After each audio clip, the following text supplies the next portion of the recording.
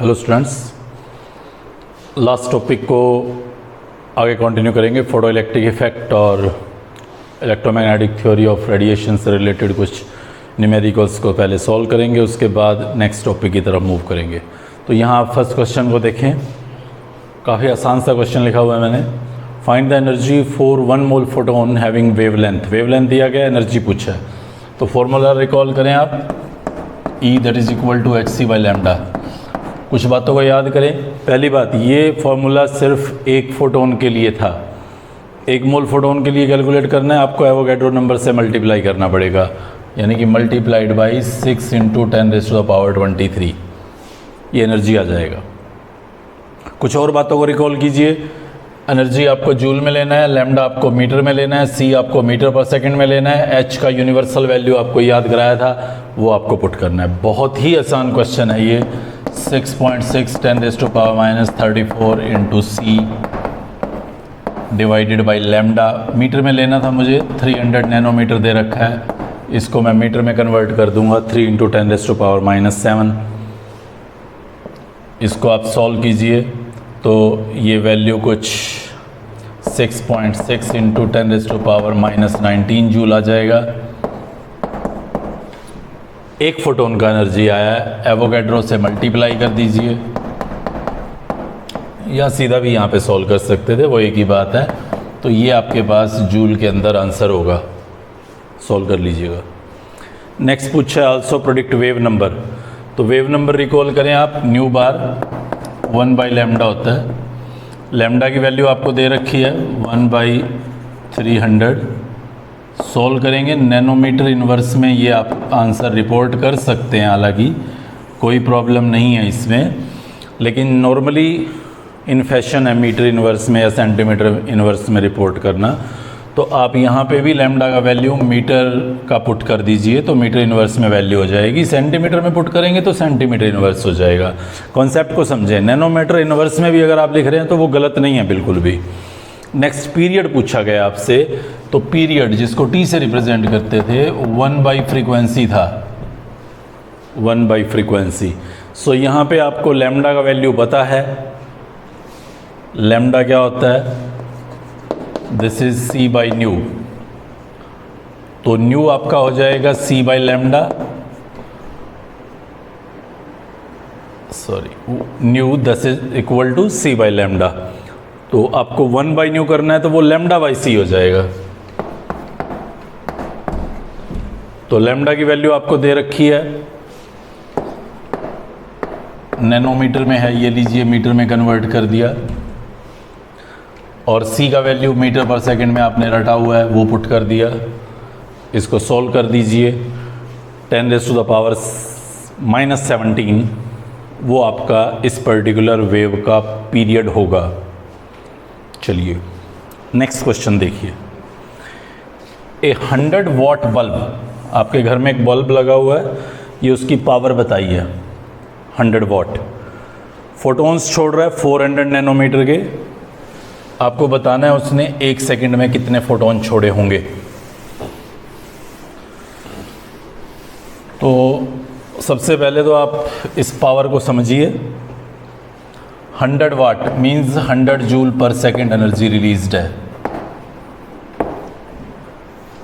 Work done per second, या 100 joule per second वो energy bulb द्वारा छोड़ी जा रही है। ये 1 सेकंड में छोड़ी गई एनर्जी है। आपको 1 सेकंड में छोड़े गए फोटोन्स का नंबर बताना है। तो ये फोटोन का वेवलेंथ दे रखा है, याद रखिए, पहले भी बताया था मैंने, लैम्डा या फ्रीक्वेंसी जब भी आपको गिवन है तो वो हमेशा एक सिंगल फोटोन की होती है। ये ज़्यादा फोटोन्स का समअप नहीं हो सकता। सो मैं ऐसा बोल सकता हूँ, energy for 1 photon I am going to calculate hc by lambda, जहाँ h का वैल्यू मुझे पता था, रटा हुआ है ये मेरा, C का वैल्यू भी क्रैम्ड है, और लैम्डा भी मैं यहाँ मीटर में पुट कर रहा हूँ। तो यहाँ से मेरे पास एनर्जी फॉर 1 मोल फोटोन आ जाएगा। सॉल्व कर लीजिएगा आप इसको। मैं रफ सा लिख रहा हूँ, थोड़ा बहुत एररफुल हो सकता है ये, लेकिन मैं मैथमेटिकल कैलकुलेशन में यहाँ टाइम नहीं लगाना चाहता। मान लीजिए ये 1 फोटोन का एनर्जी आ जाता है, आपका बल्ब 100 जूल छोड़ रहा है, 1 फोटोन में इतनी एनर्जी है। सो ये बहुत ही आसानी से मैं निकाल पाऊंगा 4.5 into 10 raised to power minus 19 joule is for 1 photon and 100 joule जो आपके बल्ब ने 1 सेकंड के लिए छोड़ा है that will be for the number of photons equal to. आप इसको सॉल्व कीजिए। इसको सॉल्व करने पे ये 10 रेज़ टू द पावर 2 लिख देता हूँ, ऊपर 10 रेज़ टू पावर 20 हो जाएगा, 21 हो जाएगा पॉजिटिव। सो रफ लिख रहा हूँ मैं 0.2 into 10 raise to the power 21 यानी कि 2 into 10 raise to the power 20। ये नंबर ऑफ फोटॉन्स होंगे जो इस बल्ब से 1 सेकंड में निकलेंगे। 1 सेकंड में। अगर मान लीजिए वो क्वेश्चन में कुछ ऐसा बोल रहा होता है कि इन 1 आवर बताइए या इन 1 मिनट बताइए, तो ये तो हमेशा इसका तो मीनिंग ही वही है 100 जूल पर सेकंड। तो 60 मिनट में कितनी एनर्जी छोड़ेगा वो कैलकुलेट करके आप फोटॉन्स निकाल सकते थे, या 1 आवर में वो कितनी एनर्जी छोड़ेगा फिर आप यहाँ से फोटॉन्स को कैलकुलेट करके क्वेश्चन को सॉल्व कर सकते थे। चलिए इसी क्वेश्चन का एक और छोटा सा रूप हम देखने की कोशिश करेंगे। 40 watt bulb is given and emitting radiations of 3000 angstrom wavelength. Radiations of wavelength 3000 angstrom. Angstrom एक यूनिट है डिस्टेंस को कैलकुलेट करने का, यू शुड रिमेंबर इट। जो 1 आंगस्ट्रॉम होता है वो 10 raise to the power minus 10 meter के बराबर है। जैसे नैनोमीटर का आपको पता है, एक nanometer 10 raise to power minus 9 meter के बराबर होता है। सिमिलरली आंगस्ट्रॉम का रिलेशन याद रख लीजिएगा, इसी चैप्टर में ज़्यादातर यूज़ होता है, पहले नहीं हुआ आगे भी कम होता है। 40 वॉट मीन्स 40 जूल पर सेकेंड एनर्जी रिलीज़ कर रहा है बल्ब। तो लगता कुछ कुछ वैसा ही होगा, लेकिन थोड़ा सा डिफरेंस है। बता रहा है 10% एनर्जी लॉस्ट हो गई है हीट की फॉर्म में। बल्ब गर्म हो गया, 10% हीट वहाँ चली गई है, 10% एनर्जी। तो 40 का 10% you have lost means 4 you have lost in the form of heat 4 joule. So light की फॉर्म में कितनी आएगी 36 जूल। 40 टोटल आपने पास किया, 10% यानी कि 4 जूल लॉस्ट हो गया, तो 36 joule energy in the form of light आपके पास आई। बस इस 36 जूल में आपको फोटॉन्स कैलकुलेट करने हैं। एक फोटोन का एनर्जी कितना है h c by lambda. C here 3000 angstrom को मीटर में कन्वर्ट कर दिया मैंने। सॉल्व कर दीजिए आप इसको। 6.6 10 raise to power minus 19 joule, ये एक फोटोन का एनर्जी है।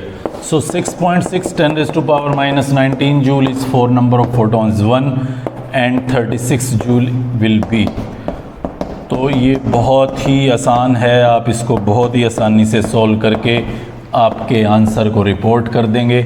ये अप्रॉक्सीमेट अगर मैं लिखूं तो 5 something 8 into 10 raise to the power 19 ये नंबर ऑफ फोटॉन्स होंगे जो 1 सेकंड में वहाँ उस बल्ब से निकल रहे होंगे। और अगर यही क्वेश्चन में वो पूछ लेता कि how many number of quantas are released by the bulb, तो आप याद करें मैंने बताया था हीट के केस में जो पार्टिकल्स निकल रहे हैं, जो पैकेट्स निकल रहे हैं उनको क्वांटा बोलते हैं। मतलब जो हीट रिलीज हुआ है वो 4 जूल हीट यहाँ पे रिलीज हुआ है, तो क्वांटाज are responsible for this.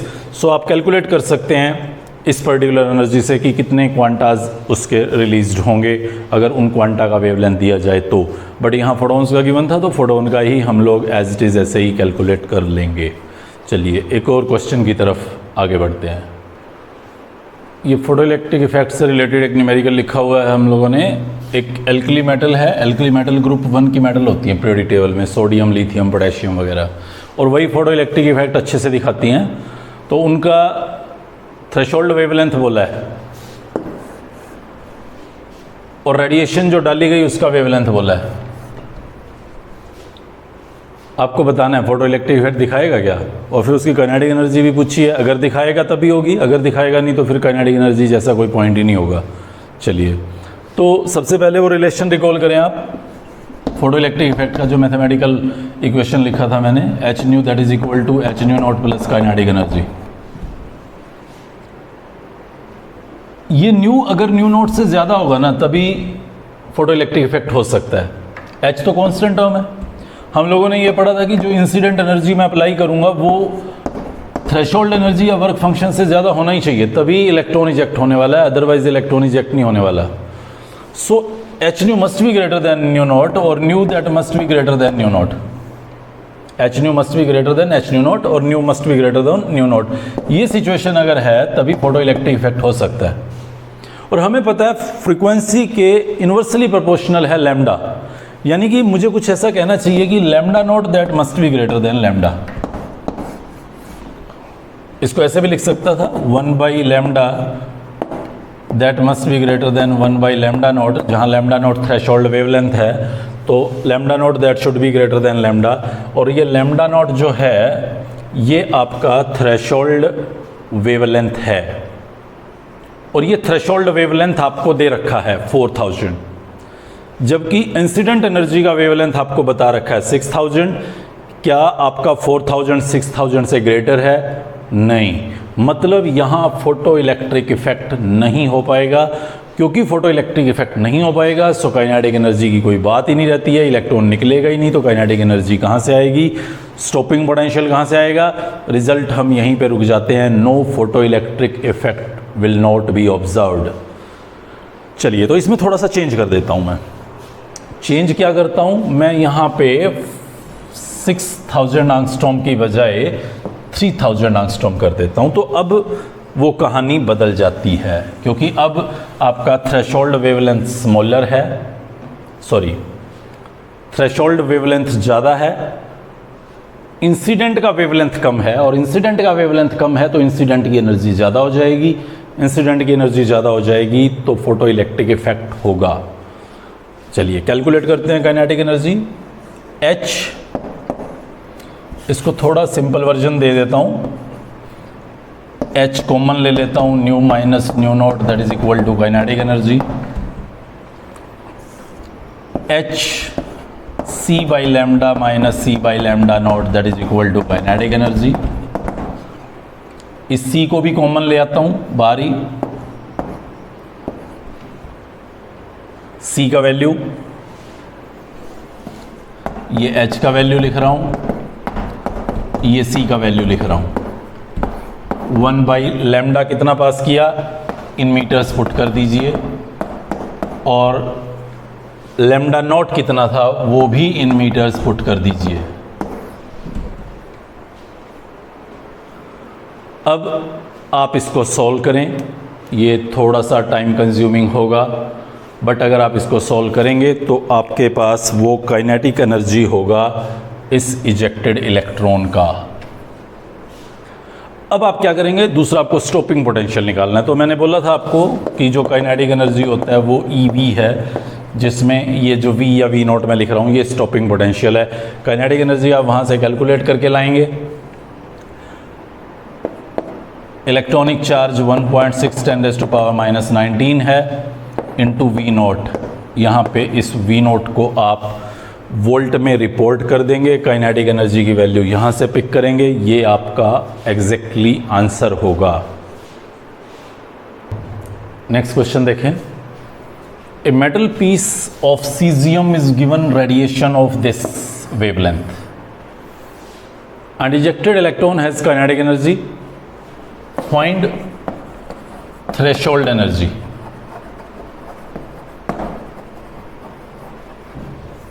Threshold energy आपको कैलकुलेट करना है. तो मैं फिर उसी क्वेश्चन पे जा रहा हूँ एक बार. H nu that is equal to H nu naught plus kinetic energy. याद करें एक बहुत इंपॉर्टेंट बात बताई मैंने, काइनेटिक एनर्जी आपको जूल में लेनी है एक बात, पर इलेक्ट्रॉन लेनी है, जबकि यहाँ पे आपको पर मोल गिवन है. एनर्जी आप कितनी लगा रहे हैं, 6.6 10⁻⁻34 इंटू C अपॉन लैम्डा. ये लीजिए, ये आपका एनर्जी जो आपने लगाया है इंसिडेंट वो है. H न्यू नॉट ये आपको कैलकुलेट करना है. काइनेटिक एनर्जी 1.5 इंटू 10⁻5 कर देता हूँ मैं, किलो जूल से जूल बना दिया, अपॉन एवोगैड्रो नंबर. ये आपको एक इलेक्ट्रॉन का काइनेटिक एनर्जी बताएगा, पर मोल दे रखा था. ये आपका आंसर है. मुझे लगता है सॉल्व करने में ज़्यादा दिक्कत नहीं आएगी. जब आप इसको सॉल्व करते हैं तो ये अप्रॉक्सीमेट बता रहा हूँ, इसके आसपास आएगा. थोड़ा बहुत एरर हो तो आप रिकरेक्ट कर लीजिएगा उसको। ये एच न्यू नॉट आपको कैलकुलेट करना था, इसको आप सॉल्व करें। 2.5 10⁻⁻18 19 ये आ जाएगा। तो इसको इधर ले आएँ आप, तो जब आप सॉल्व करेंगे 2.3 × 10⁻⁻19 जूल, ये आपका एच न्यू नॉट होगा। इसको इधर लाके माइनस किया, सो ये आपका थ्रेशोल्ड एनर्जी होगा। यही पूछ रखा था, थ्रेशोल्ड वेवलेंथ पूछ लें, फ्रीक्वेंसी पूछ लें। अगर फ्रीक्वेंसी पूछते तो यहाँ से न्यू नॉट कैलकुलेट कर देते, वेवलेंथ पूछते तो hc/λ0 करके λ0 रिपोर्ट कर देते। तो इस तरह से हम इन और इस तरह के क्वेश्चंस को आसानी से सॉल्व कर सकते हैं। तो मुझे लग रहा है आप लोगों को ये बहुत आसानी से समझ में आने वाला एक टॉपिक दिखेगा, फोटो इलेक्ट्रिक इफेक्ट और उससे रिलेटेड प्रॉब्लम्स किस तरह से हमें सॉल्व करनी है। नेक्स्ट टॉपिक की तरफ चलते हैं। सो नेक्स्ट जो हम लोग टॉपिक यहाँ पे समझना चाहेंगे दैट इज़ अबाउट स्पेक्ट्रा। ये स्पेक्ट्रा क्या होता है? देखिए, किसी भी सोर्स से जब रेडिएशंस आती हैं, that may be A bulb of your room और सन, सो वहाँ से जब रेडिएशंस आती हैं तो वो डिफरेंट वेवलेंथ्स की हो सकती हैं। कुछ ऐसे बल्ब भी आते हैं जिसमें कुछ स्पेसिफिक वेवलेंथ्स की रेडिएशंस आती हैं, बट नॉर्मली कुछ ऐसे सोर्सेज भी हम यहाँ पे कंसिडर कर रहे हैं जहाँ से 2 या 2 से ज़्यादा डिफरेंट वेवलेंथ्स की रेडिएशंस आ रही हों। जैसे मान लीजिए ये मेरे पास कोई एक सोर्स है और वहाँ से रेडिएशंस आ रही हैं, अलग अलग फोटॉन्स आ रहे हैं पैकेट्स की फॉर्म में, एक बीम की फॉर्म में लाइट आ रहा होगा। इस बीम ऑफ लाइट में डिफरेंट वेवलेंथ्स की रेडिएशंस हो सकती हैं। इन डिफरेंट वेवलेंथ्स की रेडिएशंस को अगर मैं लेट मी से प्रिज्म से पास करूं या किसी भी और डिफ्रैक्शन मेथड से, किसी भी और सोर्स से पास करूं जहां पे ये सेपरेट होके मुझे नज़र आएँ, तो एक ग्रुप ऑफ बीम से, ग्रुप ऑफ रेडिएशन से उनके वेवलेंथ के अकॉर्डिंग उन रेडिएशंस को सेपरेट कर देना ही स्पेक्ट्रा है। बेसिकली ये स्पेक्ट्रा 2 कैटेगरीज में बांटा गया है, एक है एमिशन स्पेक्ट्रा और एक आता है एब्जॉर्प्शन स्पेक्ट्रा। तो हम लोग पहले एक बार एमिशन स्पेक्ट्रा पे नज़र डालते हैं। किसी भी सोर्स से जब रेडिएशंस एमिट की जा रही हैं तो उन एमिटेड रेडिएशंस को सेपरेट करने का जो फिनोमिना है वो एमिशन स्पेक्ट्रा है। जैसे मान लीजिए मैं ये एक सन कंसिडर करता हूँ जहाँ से वाइट लाइट आ रही है, वाइट लाइट जिसमें most of the part visible range है, रादर विजिबल रेंज ही वाइट लाइट है, कुछ और आती हैं सन से, मैंने वाइट लाइट चूज़ कर लिया है जिसमें 380 to 760 नैनोमीटर वेवलेंथ की रेडिएशंस रिलीज हो रही हैं। इसको मैंने एक प्रिज्म से पास किया तो मैंने देखा ये यहाँ पे मुझे 7 कलर्स का बैंड दिखाई दे रहा है, विकब्योर, violet, indigo, blue, green, yellow, orange, red. मुझे इस तरह का एक 7 कलर्स का एमिशन यहाँ पे नज़र आएगा। ये एमिशन स्पेक्ट्रा है जिसमें रेडिएशन सब एक बीम की फॉर्म में आ रही थी, अलग अलग वेवलेंथ्स की थी। इस प्रिज्म से पास करने के बाद मैंने उनको सेपरेट कर दिया। तो इस तरह से विबग्योर है ये। तो इस तरह से इन डिफरेंट वेवलेंथ्स की रेडिएशंस का सेपरेट हो जाना ही स्पेक्ट्रा है। इसी को मैं एमिशन स्पेक्ट्रा बोल रहा हूं क्योंकि सोर्स ने रेडिएशंस को एमिट किया है। एक और एग्जांपल देखिए, ये मैं एक बर्नर लिए हुए हूं और इस बर्नर पे मैं सोडियम क्लोराइड को गर्म करता हूं। तो सोडियम क्लोराइड का वो सैंपल पहले तो रेडिएशंस को एब्जॉर्ब करेगा, एब्जॉर्ब करने के बाद अपने पास थोड़ी रखेगा, एमिट करेगा। ये एमिटेड रेडिएशंस यहाँ से आ रही हैं, मैं उसको फिर प्रिज्म से पास कर रहा हूँ। यहाँ पे मुझे 2 अलग अलग वेवलेंथ्स की लाइन दिखाई देंगी। ये वही 2 अलग अलग वेवलेंथ्स की रेडिएशंस हैं जो NaCl ने यहाँ इस फ्लेम से एब्जॉर्ब करने के बाद एमिट किया, resulting, I am again saying it, emission spectra. ये कोई भी 2 डिफरेंट वेवलेंथ्स हो सकती हैं। जैसे मैं फॉर द टाइम बीइंग लिख रहा हूँ 386 nanometer and 389 nanometer. Exact values हमारी बुक में गिवन होंगी, हमें कुछ रट्टा मारने की ज़रूरत नहीं होती। हर एक कंपाउंड का अपना कैरेक्टर होता है और दुनिया में मिलियंस कंपाउंड हैं, तो हर कंपाउंड ने किस पर्टिकुलर वेवलेंथ की रेडिएशंस को एब्जॉर्ब करना है वो उसका अपना कैरेक्टर है। मुझे उसकी वैल्यू को क्रैम करने की यहाँ कोई ज़रूरत नहीं है। बस मुझे ये ध्यान रखना है कि वो जिन दो रेडिएशंस को एब्जॉर्ब या एमिट कर रहा है वो उसका अपना यूनिक कैरेक्टर है जो किसी से मैच नहीं करेगा। अगर मैं NaCl की बजाय KCl लूँ, हो सकता है वो 2 लाइन देता हो, बट वो सेम वही वेवलेंथ की 2 लाइन नहीं देगा जिस वेवलेंथ की लाइंस NaCl ने रिलीज़ की। मतलब मैं ये भी कह सकता हूँ कि ये जो स्पेक्ट्रा ऑब्जर्व कर रहा हूँ मैं यहाँ पे, जो separation of the radiations observe कर रहा हूँ मैं यहाँ पे, वो किसी भी पर्टिकुलर स्पीसीज का एक यूनिक कैरेक्टर है, एक फिंगरप्रिंट आई शुड से है, जो किसी भी दूसरे कंपाउंड के स्पेक्ट्रा से बिल्कुल भी मैच नहीं करेगा, हूबहू कतई मैच नहीं करेगा। ये सबसे यूनिक तरीका होता है किसी कंपाउंड की प्रेजेंस को डिटेक्ट करने का।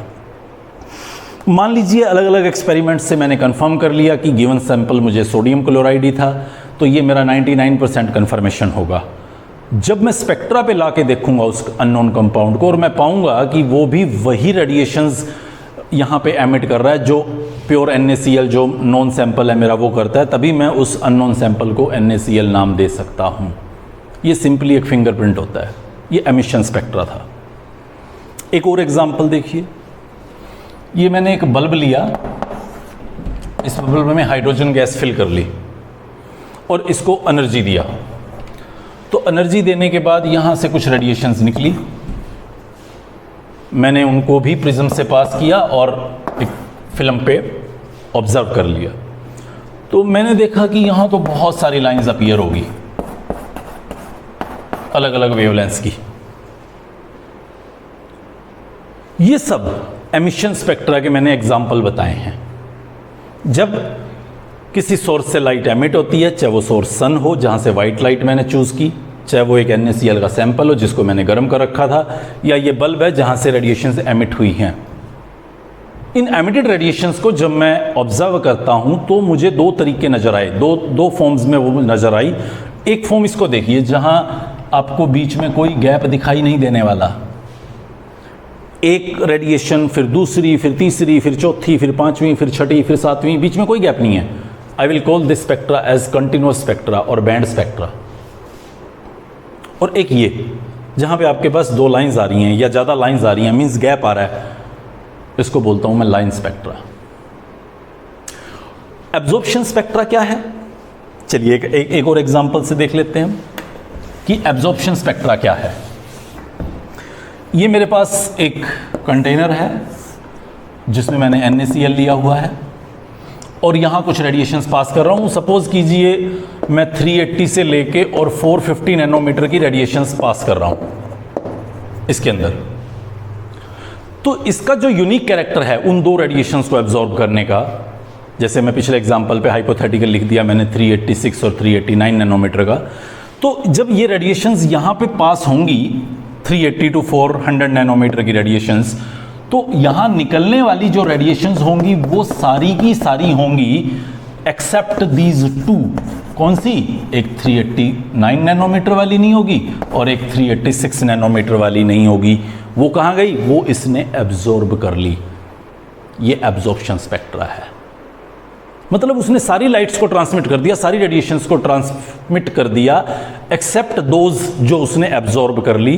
तो इस फिल्म पे आपको वो दिखाई दी जो उसने ट्रांसमिट की, जो एब्जॉर्ब की वो नहीं दिखाई दी। इस स्पेक्ट्रा को बोला गया है एब्जॉर्प्शन स्पेक्ट्रा। हमें कई बार लगेगा अच्छा सर तो क्या उन्होंने वो 2 अपने पास रख ली, वो छोड़ेगा ही नहीं क्या उन 2 रेडिएशंस को? नहीं छोड़ेगा, वो फिर स्पेक्ट्रा की बड़ी कॉम्प्लिकेसी है। वो हमें बताता है कि यहाँ पे जो रेडिएशंस आई वो किस टाइम इंटरवल में आई। तो जो एब्जॉर्ब की हैं वो डेफिनेटली थोड़ा कम टाइम इंटरवल पे आएंगी, जो ट्रांसमिट की हैं वो इमीडिएट ट्रांसमिट हो जाएंगी। जिसको एब्जॉर्ब किया होगा उनको ट्रांसमिट होने में कुछ टाइम इंटरवल रहेगा बीच में। सो वो स्पेक्ट्रा की कॉम्प्लिकेसी हम यहाँ पर नहीं समझना चाहते। ये बहुत बड़ा ब्रांच है स्पेक्ट्रोस्कोपी, तो जिस स्पेक्ट्रोस्कोपी हम लोग बहुत लोअर अपर क्लासेस में जाके इसको स्टडी करते हैं, जहां हमें किसी भी मॉलिक्यूल के स्ट्रक्चर के बारे में प्रेडिक्शन करना होता है, तो हम लोग इसके कुछ डेटाज को एनालाइज करते हैं। हमें यहाँ पे नहीं समझना, हमें यहाँ सिर्फ ये देखना है कि एब्जॉर्प्शन स्पेक्ट्रा क्या होता है। तो जब एब्जॉर्ब्ड लाइट्स की रेडिएशंस आपको दिखाई ना दें और बाकी ट्रांसमिटेड लाइट सारी दिखाई दे रही हों, तो आप उसको एब्जॉर्प्शन स्पेक्ट्रा कहते हैं। और ये कभी भी कंटिन्यूस नहीं हो सकता, ये हमेशा लाइन की फॉर्म में ही आता है। Line spectra means absorption spectra का एक पार्ट रहता है, जबकि एमिशन स्पेक्ट्रा कॉन्टिन्यूस भी हो सकता है और लाइन स्पेक्ट्रा भी हो सकता है। हमारे सिलेबस में हाइड्रोजन का स्पेक्ट्रा सिलेबस का पार्ट है, जो मैं यहाँ पे दिखा रहा था। तो हम लोग नेक्स्ट लेक्चर में इस हाइड्रोजन के स्पेक्ट्रा को स्टडी करेंगे और इससे रिलेटेड न्यूमेरिकल्स को पढ़ेंगे। आप तब तक इसको अच्छे से थ्योरेटिकली और पिछले टॉपिक के क्वेश्चंस को करके देखें। Good bye.